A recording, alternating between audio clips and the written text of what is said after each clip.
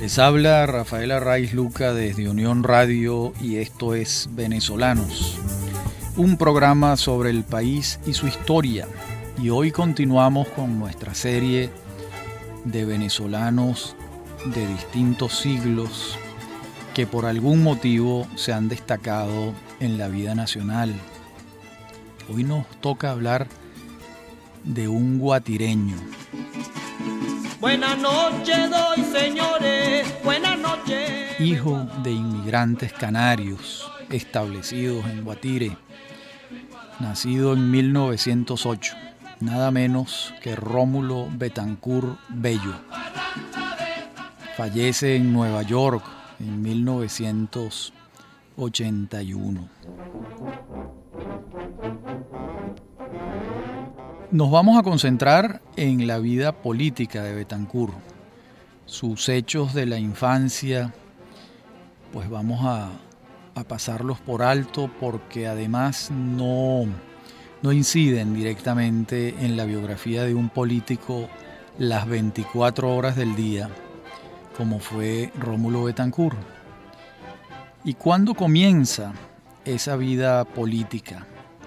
Comienza con la legendaria generación de 1928. Recordemos que la Federación de Estudiantes de Venezuela, la FEB, se funda el 15 de marzo de 1927 y su primer presidente fue Jacinto Fombona Pachano, el poeta, quien es sucedido en noviembre de ese mismo año por otro estudiante, obviamente, el estudiante de Derecho Raúl Leoni. Y fue esa junta directiva presidida por Leoni la que organizó en febrero de 1928 la Semana del Estudiante.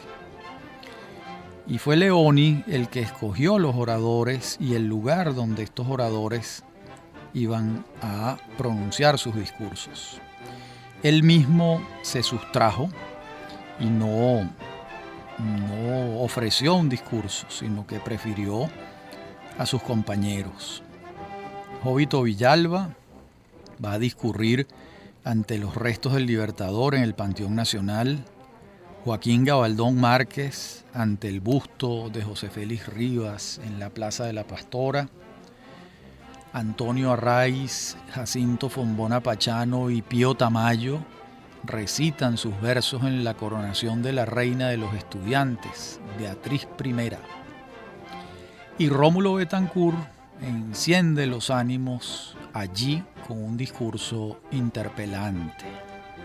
Al gobierno, ante semejante desafío, me refiero a la dictadura de Juan Vicente Gómez, no le queda otro camino que apresar a los estudiantes, después de que un conjunto de cadetes se suman a la revuelta y tornan el hecho en un asunto militar. Muchos de estos estudiantes son enviados al castillo de Puerto Cabello. El caso es delicado para Gómez, ya que está siendo desafiado por unos estudiantes desarmados. Antes, los desafíos que había enfrentado Gómez eran de hombres de armas, y estos son unos muchachos que dan discursos, que escriben poemas, pero que no tienen armas.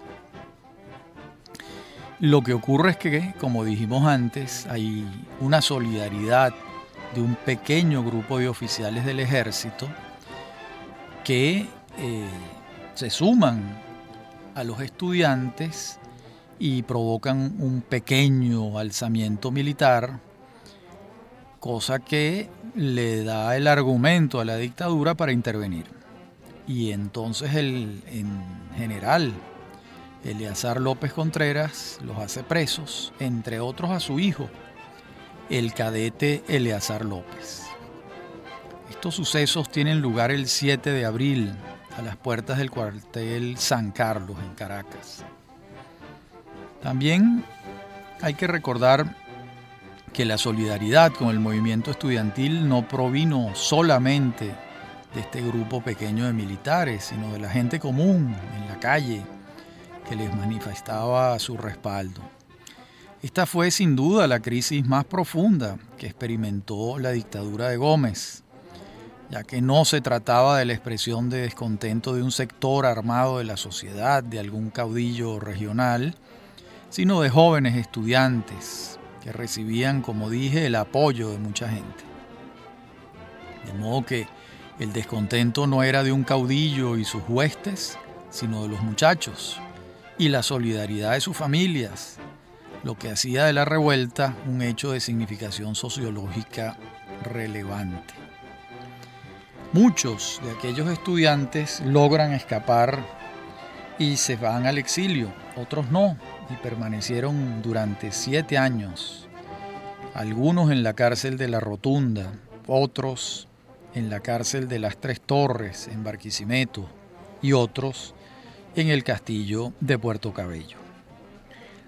Rómulo Betancourt, Raúl Leoni, Miguel Otero Silva, José Tomás Jiménez Arraiz, entre otros, logran llegar a Curazao y desde allí se mueven hacia distintos destinos. El más importante para el orden político futuro que se va a instaurar en Venezuela es el del núcleo que se establece en Barranquilla. Allí están Betancourt y Leoni. ¿Por qué? Porque allí se redacta el famoso Plan de Barranquilla en 1931. Este plan se firma el 22 de marzo. Es un documento que ha sido fruto de muchas horas de discusiones y de trabajo. Y se trata de un diagnóstico de las causas de la situación de la Venezuela de entonces y también de un plan de acción. Recordemos que la formación de estos jóvenes firmantes del plan es marxista y el análisis de la realidad nacional está hecho desde esa perspectiva, es decir, lucha de clases, enfrentamiento con el capital extranjero y sus socios en el territorio nacional, aunque también abogaban por una vida civil que ubicara a los militares en su esfera natural y que se pasara a la página del personalismo. También claman por la libertad de prensa, por la alfabetización, por la autonomía universitaria y por la convocatoria de una Asamblea Nacional Constituyente. Si uno lee el plan con detenimiento, es evidente que hay una perspectiva marxista para el análisis de las relaciones económicas y hay una perspectiva liberal, más democrática, para la esfera propiamente política, porque expresamente proponían un sistema democrático que respetara la pluralidad del pensamiento. No estaban proponiendo un régimen de partido único, como era ya en la Unión Soviética. De tal modo que este documento es desde el punto de vista de la filosofía política híbrido, en lo económico marxista y en lo político liberal. Las discusiones que produjo el plan entre los dialogantes, la mayoría de las cartas que uno puede compulsar, revisar, comenzó a producir diferencias de enfoque, matices distintos. Y ahí se abre un cauce, una trocha y a veces un abismo entre los comunistas que seguían las directrices del Partido Comunista Soviético, que luego se van a agrupar en el Partido Comunista Venezolano, fundado en 1931, y los futuros fundadores de Acción Democrática, que va a fundarse 10 años después, en 1941. Ese grupo, más socialdemócrata que comunista, no seguía líneas de organizaciones extranjeras, sino que buscaban una versión nacional de los hechos.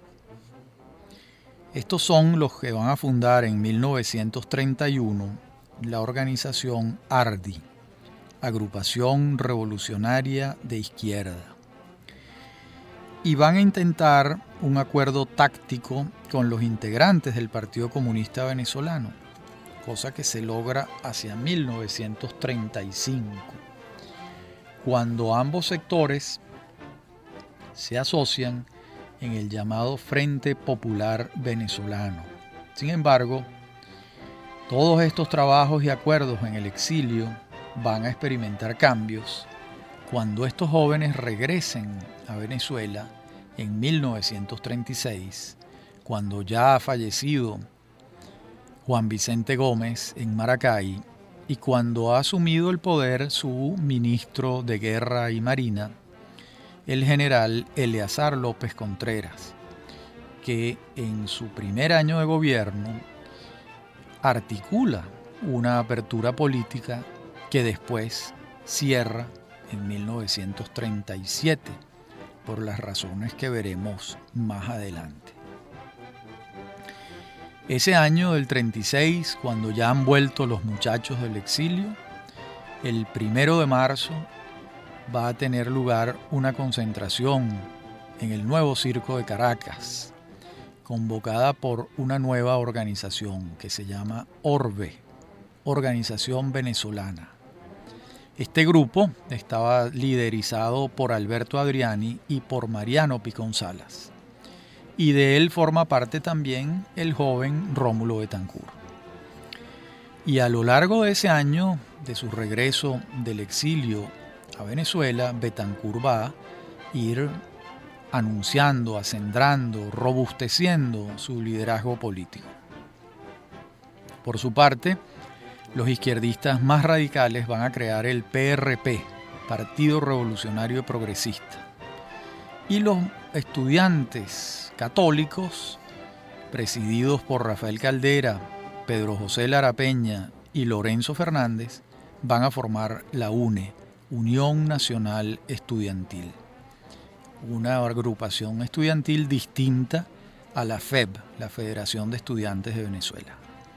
Y a lo largo de este año, las nuevas fuerzas políticas actuantes buscan crear un partido que las agrupe a todas y obviamente a las que comulgaban con un credo de izquierda, aunque ya la separación de las aguas entre los izquierdistas que seguían al comunismo internacional y los nacionalistas ya se había dado. En la próxima parte del programa continuaremos con este periodo extraordinario de la historia de Venezuela reciente. Ya regresamos.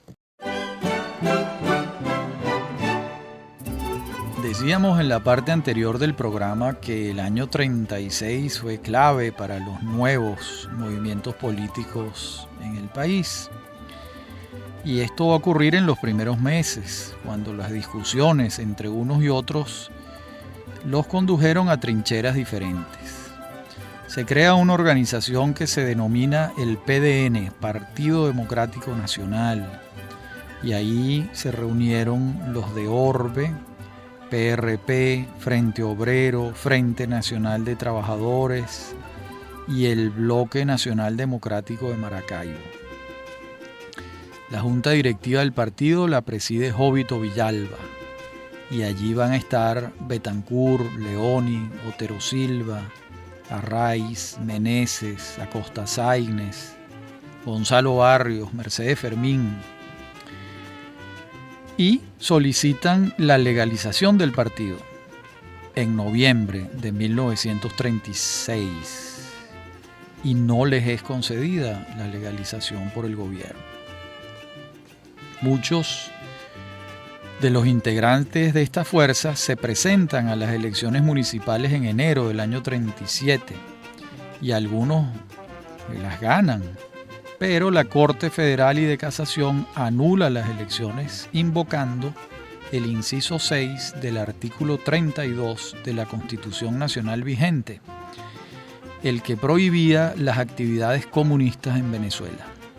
Y finalmente, el gobierno de López Contreras, en febrero de 1937, declara la ilegalidad de las organizaciones políticas de izquierda y el 13 de marzo de 1937 dicta un decreto de expulsión del país por un año a 47 dirigentes de las izquierdas. Y así es como concluye la apertura de López Contreras, la que se había iniciado el 18 de diciembre del 35, y le toca a Rómulo Betancourt salir a su segundo exilio. Esta vez no será a Barranquilla, sino Chile. Regresa en 1940, terminando ya el gobierno de López Contreras y a un año de la apertura que trajo el gobierno de Isaías Medina Angarita, que fue otra vuelta de tuerca de las aperturas iniciadas por López. Y hay que decirlo, la libertad se expresó abiertamente en el gobierno de Isaías Medina y le hizo saber el gobierno al grupo del PDN, capitaneado por Betancur, que sería legalizado si así lo solicitaba. Es por ello que este conjunto decide fundar un nuevo partido político, ya no el PDN, sino Acción Democrática, AD. Se crea el 13 de septiembre de 1941, cuando hace su aparición pública en el Nuevo Circo de Caracas. El nuevo partido político lo va a presidir nada más y nada menos que Rómulo Gallegos. Y el secretario general del partido será el otro Rómulo, Betancur. Esta nueva organización se estructuraba a semejanza del partido fundado por Lenin en la Unión Soviética, pero con diferencias ideológicas significativas. Quienes asistieron a aquel acto ignoraban que la nueva organización sería fundamental para comprender la historia política de la Venezuela contemporánea. Al año siguiente, muchos de sus dirigentes se presentaron como candidatos a las elecciones municipales, pero la mayoría de los escaños los obtuvo el partido oficial, Cívicas Bolivarianas. Meses después, el gobierno de Medina propicia la creación de un partido político propio, distinto al que había creado López Contreras. Y es entonces cuando se constituye el Partido Democrático Venezolano, PDV. Allí, Arturo Uslar Pietri va a descollar como la figura principal. Es evidente que los aires de la libertad democrática se estaban respirando abiertamente. Solo faltaba que se anunciaran elecciones universales, directas y secretas en diciembre de 1945 para que el cuadro de libertades fuese total, completo. Pero eso no ocurrió. Y entonces se fueron desarrollando los hechos que condujeron al golpe de Estado civil-militar del 18 de octubre de 1945. Aclaro que la denominación cívico-militar es incorrecta. Lo correcto es civil-militar, porque cívico es otra cosa. Lo preciso es que era un golpe entre civiles y militares. La joven fuerza política de Acción Democrática conviene con el candidato designado por el presidente Medina Angarita. Nos referimos al doctor Diógenes Escalante, entonces embajador de Venezuela en los Estados Unidos de Norteamérica. Y se conviene en respaldar su candidatura, y él se compromete con la reforma de la Constitución Nacional para convocar elecciones universales directas y secretas en un plazo perentorio. Esto lo sabemos porque Betancur lo relata años después, lo escribe, cuenta cómo él y Raúl Leoni viajan clandestinamente a Washington, hablan con Escalante, se ponen de acuerdo, convienen en que esto es lo que va a ocurrir y se vienen con un pacto verbal, un pacto de caballeros.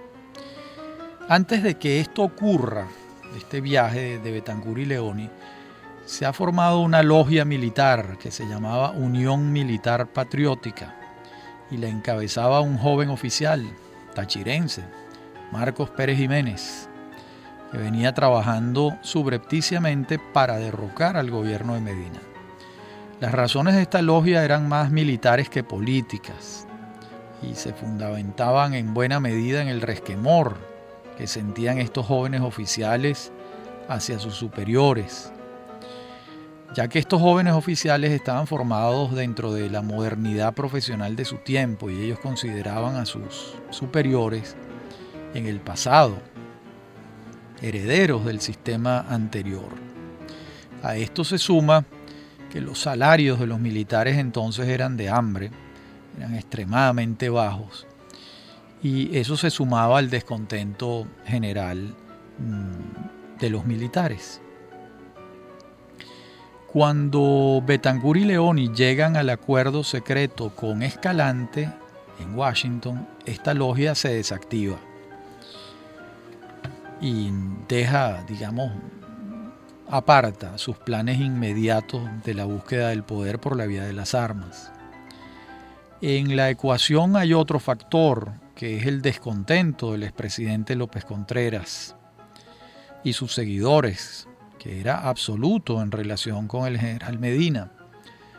López y sus seguidores querían regresar al poder y Medina pensaba que esto era totalmente inconveniente.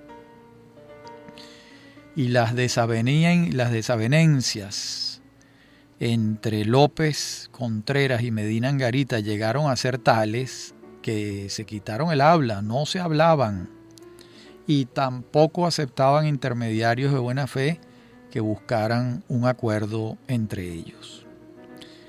De modo que en la Venezuela de octubre de 1945 advertimos 3 proyectos de poder. Medina Angarita, con su candidato Diógenes Escalante, apoyado secretamente por Acción Democrática, sobre la base de un acuerdo de democratización electoral. Por otra parte, el expresidente López Contreras y sus deseos de regresar a la presidencia de la República. Y la tercera pata, la logia de jóvenes militares que también buscaba el mando, los jóvenes de la Unión Militar Patriótica. Este cuadro, esta ecuación, esta combinatoria que está aquí, se descompone completamente con la pérdida de las facultades mentales de Escalante. Esto lo ha relatado con lujo de detalles un testigo, Ramón J. Velázquez, quien fungía de secretario de Escalante en el Hotel Ávila cuando Escalante dio signos de haber perdido sus facultades mentales con aquella escena de los pañuelos y las camisas. Ante esa situación se reúne aquella junta médica, deciden que de ninguna manera se puede continuar con el proyecto de Escalante porque Escalante no está en condiciones de asumirlo y Medina escoge a su sucesor y escoge al ministro de Agricultura y Cría, el doctor Ángel Biagini. Y la escogencia no fue la más acertada, pareciera, entre otras cosas, porque con Biagini Acción Democrática no tenía un acuerdo, un pacto de caballeros para conducir al país a una democracia plena, donde las elecciones fuesen universales, directas y secretas, como es en toda democracia. Y entonces esto enciende la logia militar de nuevo, que secretamente manifiesta que van a buscar el poder más allá de la candidatura de Biagini. Entonces invitan a Acción Democrática a formar parte de este proyecto, de acompañar a los jóvenes militares, y esto ocurre. Ocurre el golpe el 18 de octubre de 1945. Los conjurados contaban con un significativo apoyo dentro de las Fuerzas Armadas, pero hay que decirlo que si Medina Angarita hubiese querido resistir, tenía con qué hacerlo, pero prefirió, y esto lo enaltece notablemente, entregarse a los insurrectos y evitar un baño de sangre, una carnicería. Estos son los venezolanos y los momentos en que algunos venezolanos hay que señalarlos por su dignidad y su bonomía. Medina es encarcelado, al igual que el expresidente López Contreras y otros altos funcionarios del gobierno de Medina. Y a los pocos días salen todos aventados al exilio, al destierro, que es una de las experiencias más duras que puede vivir un ser humano. En los primeros momentos se pensó que las fuerzas que habían dado el golpe eran las del expresidente López Contreras y sus seguidores dentro de las Fuerzas Armadas, pero la sorpresa fue mayúscula cuando se supo que habían sido otros actores. En la próxima parte del programa veremos en detalle quiénes eran esos otros actores y qué se proponían. Ya regresamos. Referíamos en la parte anterior del programa que hay un pacto entre la joven logia militar agrupada en la Unión Militar Patriótica y los jóvenes políticos de Acción Democrática. Y esto conduce a la constitución de la Junta Revolucionaria de Gobierno el 19 de octubre, integrada por 7 miembros y presidida por Rómulo Betancourt. ¿Quiénes fueron los miembros de la Junta? Betancourt, que la presidía, Raúl Leoni, Luis Beltrán Prieto Figueroa, Gonzalo Barrios, por Acción Democrática, el mayor Carlos Delgado Chalbó y el capitán Mario Vargas, por las Fuerzas Armadas, y un independiente que sirve de enlace entre los dos grupos, que es el médico Edmundo Fernández. Van a pasar 3 años antes de que las diferencias entre Acción Democrática y los militares de la fórmula que da el golpe de Estado se hacen notorias. Entonces otro golpe de Estado va a derrocar al presidente Rómulo Gallegos en noviembre de 1948. Ese golpe va a ser comandado por Carlos Delgado Chalbó, Marcos Pérez Jiménez.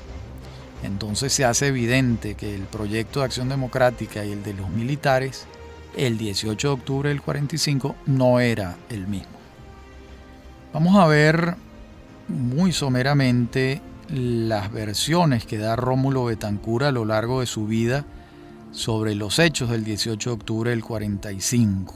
La primera versión la da el 30 de octubre, 12 días después de los acontecimientos, en un discurso que fue radiado en medio del fragor de los hechos. La segunda versión tiene lugar en el Palacio Federal Legislativo ante la Asamblea Nacional Constituyente el 20 de enero de 1947. Allí Betancourt pronuncia un dilatado discurso en el que repasa su obra de gobierno y contribuye con apuntes para la historia de la fecha epicéntrica del 18 de octubre del 45. La tercera versión la ofrece en su libro Venezuela, Política y Petróleo, publicado en 1956 y escrito en su tercer exilio. La cuarta y última versión está recogida en una larga entrevista que Betancourt le concede al equipo de redacción de la revista Resumen, que dirigía Jorge Olavarría, y esto se publica el 26 de octubre de 1975. Y bueno, ya sabemos que después Betancourt muere el 28 de septiembre de 1981. De modo que esos son los momentos de las 4 versiones. ¿Qué podemos decir de ellas? ¿Qué tienen en común? Pues la única causa recurrente esgrimida en las 4 oportunidades por Betancourt fue política. Es decir, la negativa del gobierno de Medina Angarita a reformar la Constitución para convocar a unas elecciones universales, directas y secretas. En pocas palabras, la negativa a instituir una democracia abierta por todo el cañón. Y esta conclusión nos lleva a preguntarnos lo siguiente: ¿ha debido ser la única causa esgrimida, dado su peso y la comprobación de su recurrencia? Pues sí, porque la magnitud de la causa era suficiente para que Betancourt explicara las razones del golpe que dio junto con Pérez Jiménez. Dicho de otra manera, unos demócratas fuerzan una salida militar para darle cuerpo jurídico institucional a una democracia. Por supuesto, este no era el proyecto de la Unión Patriótica Militar. Los hechos lo demuestran claramente.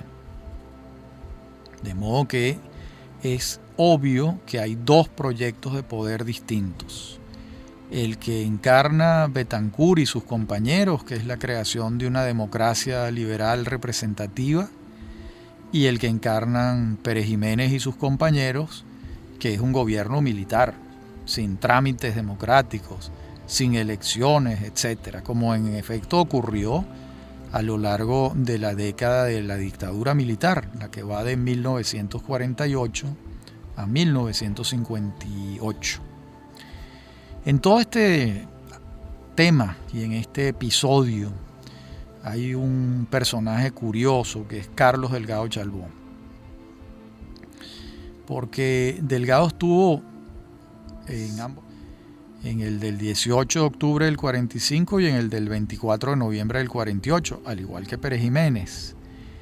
Pero los motivos de Delgado eran algunos matices diferentes a los de sus compañeros militares y también obviamente a los de sus amigos de Acción Democrática. Recordemos que Delgado Chalbaud declara al día siguiente del golpe contra Gallegos, el 24, él lo declara el 25 o el 26 de noviembre, que el motivo por el que le han dado un golpe militar a Gallegos es para instaurar una verdadera democracia y que muy pronto se convocarán a elecciones, cosa que no ocurre. Y antes de que eso ocurra, pues ocurre el lamentable magnicidio de Delgado Chalbaud en manos de Rafael Simón Urbina y su comando que lo secuestra. Esto está bastante documentado, no hay misterio sobre esto. Veamos entonces este gobierno, este primer gobierno de Rómulo Betancur. Después de la redacción del acta constitutiva, el 19 de octubre, el gobierno provisional dirige un comunicado escrito a la nación. En este texto queda muy claro que el propósito principal del gobierno será convocar unas elecciones universales, directas y secretas previa la redacción de una nueva constitución. El primer decreto de la Junta, en Gaceta Oficial del 23 de octubre, se compromete allí a dictar un decreto ley para convocar elecciones de una Asamblea Nacional Constituyente. Después de este primer decreto, nombra su gabinete ejecutivo. El decreto número 9 es particularmente importante, ya que mediante ese decreto los miembros de la Junta se inhabilitan para presentarse como candidatos en las próximas elecciones presidenciales.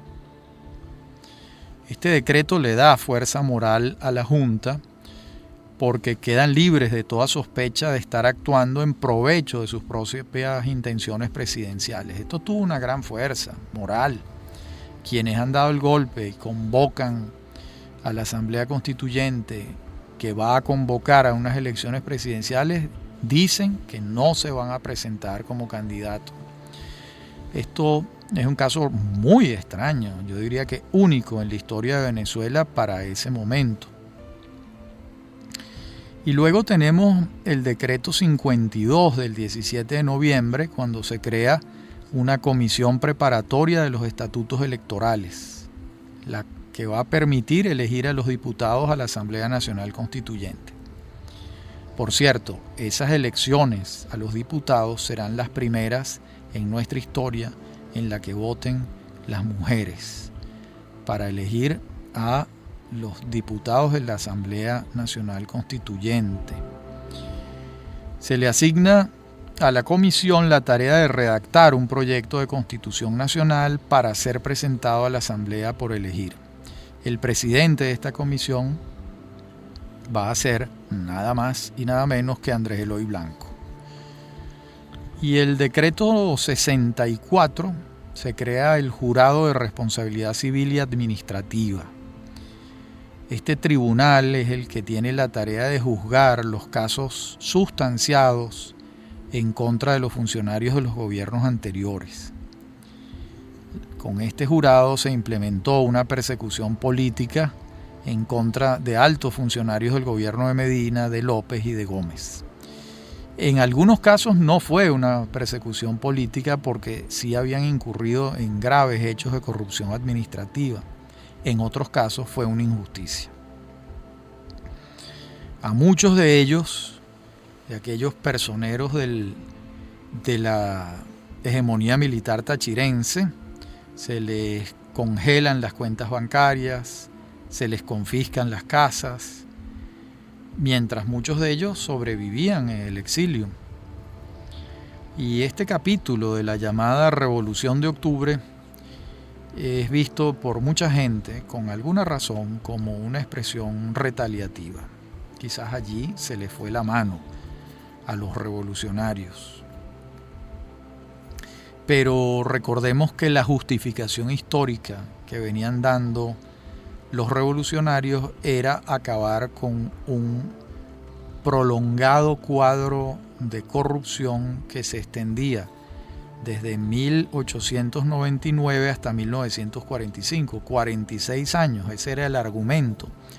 Aquí hay unos hechos de corrupción muy graves que justifican esta revolución. Esta fue una de las causas principales que ellos esgrimen, y entonces cuando toman el poder no hubiese sido probable que enterraran esta bandera.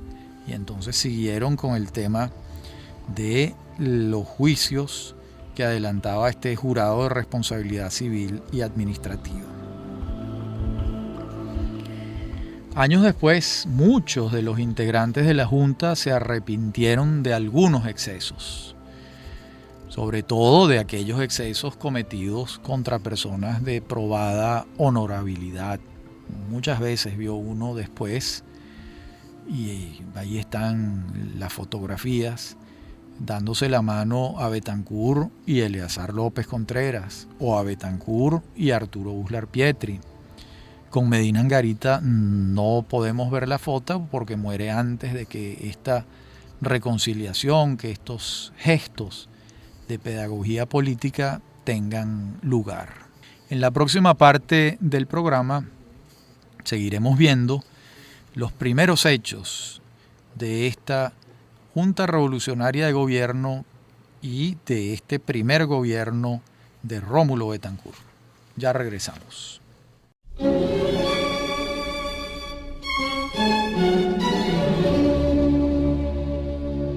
Hablábamos en la parte anterior del programa sobre los hechos, las acciones que toma ese primer gobierno de Rómulo Betancourt. Y entre aquellos primeros decretos, el gobierno legisla en torno a dos temas que van a ser fundamentales para el proyecto de Betancourt y Acción Democrática. Nos referimos a la educación y el movimiento sindical. En cuanto a la educación, era evidente que se buscaba su democratización y masificación. Y en cuanto a lo segundo, al mundo sindical, pues nada más elocuente para señalar la importancia que le atribuían a esto que el nombramiento de Raúl Leoni como ministro del Trabajo. Allí se le asigna la tarea de constituir desde ese despacho centenares de sindicatos. Más de 700 sindicatos creó Leoni en 3 años desde el Ministerio del Trabajo. Y también promueve la constitución de 13 federaciones sindicales. De modo que estas dos áreas, educación y trabajo, junto con el área de petróleo y la de industria, fueron las más sensibles al nuevo proyecto político que se instrumentaba. Proyecto que le asignaba tareas al Estado cada vez más amplias y profundas. No quiere decir que el Estado antes no atendiera a temas. Lo comienza a hacer a partir del gobierno de López Contreras y continúa en el gobierno de Medina. Esto forma parte de las políticas keynesianas de su tiempo, donde en el mundo occidental en general se consideró que el Estado tenía mayores tareas que las que le asignaba el liberalismo más ortodoxo. Esto, como sabemos, va a profundizarse en el mundo después de la crisis de la Bolsa de Nueva York en 1929, cuando ante aquella crisis el mundo voltea y atiende a las recomendaciones del economista John Maynard Keynes. Venezuela no es una excepción y el Estado asume tareas que, por ejemplo, durante la dictadura del general Gómez no había asumido. El caso es que en el trienio de Acción Democrática esas tareas van a engrosarse y acentuarse. Y bueno, también tenemos el tema de la Asamblea Constituyente. El 28 de marzo de 1946 es publicado en la Gaceta Oficial el Estatuto Electoral para la elección de los representantes de la Asamblea Nacional Constituyente, los diputados. Esas elecciones tienen lugar el 27 de octubre del 46 y fueron los primeros resultados que se dieron por sufragio universal. Votaron hombres y mujeres mayores de 18 años. En esa oportunidad, Acción Democrática obtuvo el 78,43% de los votos, casi una barbaridad, casi el 80% de los votos. COPEI el 13,22%, URD el 4,26% y el PCB el 3,62%. Recordamos que Acción Democrática se crea en 1941 y el Partido Comunista de Venezuela es legalizado en 1945. Y después tenemos la creación de COPEI, Comité de Organización Política Electoral Independiente, que se crea el 13 de enero de 1946. Allí estaban quienes se agrupaban en torno a la figura de su fundador, que fue Rafael Caldera. URD, Unión Republicana Democrática, se funda el 17 de febrero de 1946. Por cierto, no la funda Jovito Villalba, la fundan otros primero, entre quienes estaban Elías Toro, Isaac Pardo, etc. Pero muy pronto Jovito Villalba va a convertirse en el líder del partido. Estos fueron los partidos concurrentes a la convocatoria de elecciones de la Asamblea Nacional Constituyente, que se instala el 17 de diciembre de 1946, con un caballero cumanés en la presidencia, Andrés Eloy Blanco. Y una vez en funciones, investida de la soberanía popular, la Asamblea procede a ratificar a la Junta Revolucionaria de Gobierno y comienza a redactar la nueva Carta Magna. Esa nueva Carta Magna se va a basar en los papeles, el papel de trabajo que presenta una comisión que estuvo integrada por Gustavo Machado, Juan Bautista Fuenmayor, Lorenzo Fernández, Panchita Zulet Saluso, Mercedes Carvajal de Arocha y Luis Augusto Dubuc. Y la Carta Magna se sanciona el 5 de julio de 1947. Así queda derogada la Constitución de 1936, que había sido modificada en 1945. Los debates para la redacción de la nueva Constitución duraron 6 meses y se transmitieron por radio. Y esto fue una de las primeras experiencias democráticas de la Venezuela moderna.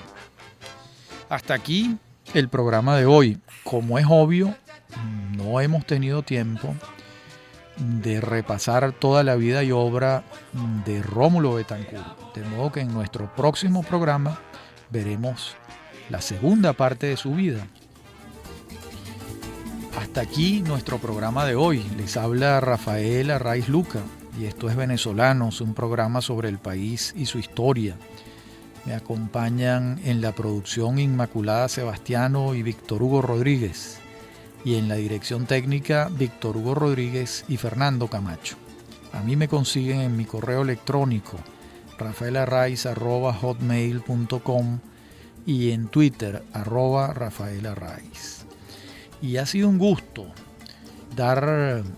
hablar para ustedes sobre esta primera etapa en la vida de ese venezolano absolutamente excepcional que fue Rómulo Betancourt. Hasta nuestro próximo encuentro.